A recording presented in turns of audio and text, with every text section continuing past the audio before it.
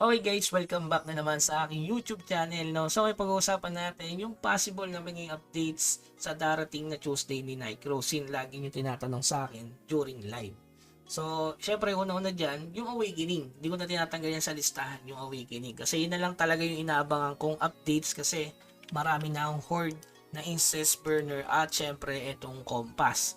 Pangalawa, kailangan ng materials dyan na Ancient Alloy, Frozen Tier, Morion, tsaka Gold Coins. Possible na tumaas yung dalawang token, yung Frozen Tier at syempre yung Ancient Alloy. Yung Morion kasi lagi naman yung mataas hanggang ngayon mataas pa rin yung presyo.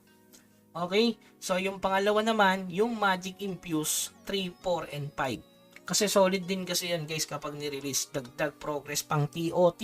Lalo na kung di pa natatapos yung TOT 41. Sa akin kasi tapos ko na. Pero kailangan pa din natin yung Magic Infuse 3, 4, and 5. Kasi yung Magic 3 pa lang nun, siyam na accuracy yung makukuha mo. Meron dun sa tatlo, di ba? Tatlo yun. So, merong pag perfect, hit yon, yung pangatlo, hit din. Tapos yung pangalawa is strength. Yung una ata is basic. Sa pangalawa naman, depth. Tapos sa pangatlo is weapon, basic. May hit din ata sa panglimang page. Okay? So, Magic Infuse 3, 4, and 5. Yung pangatlo naman, eto na.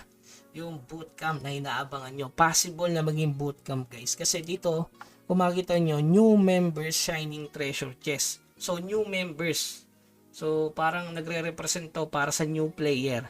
Kasi tsaka ito, sumabay pa tong Nicro's gear support. Kasi based dun sa core guys, nilabas nila to exclusive lang sa bootcamp. Pati itong gear growth support. Pero, dahil may new members, possible na new members doon sa bagong class na Rapier. Kasi based dun sa kanilang roadmap, 'di ba? Dalawa na lang ang hindi ni-release, yung Bootcamp at Rapier. Possible na Rapier to, guys. Possible lang possible na Bootcamp. Kasi nga end of the month na ng Tuesday. Doon kasi sila mag-release, 'di ba, ng kanilang roadmap. Ang huli is March kasi first quarter yung tatlo na yan.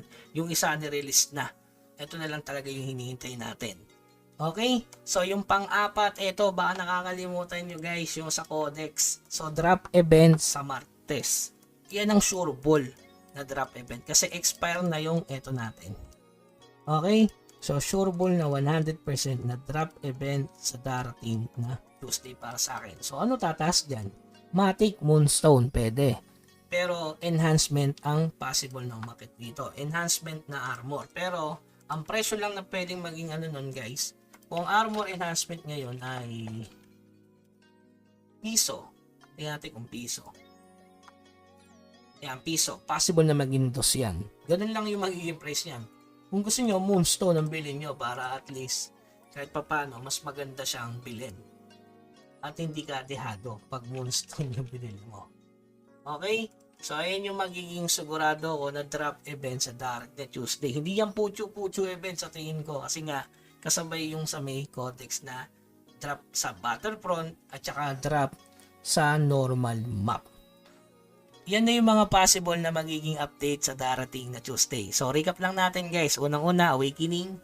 Pangalawa, Magic Infuse 3, 4, 5. Pangatlo, Rapier or Bootcamp.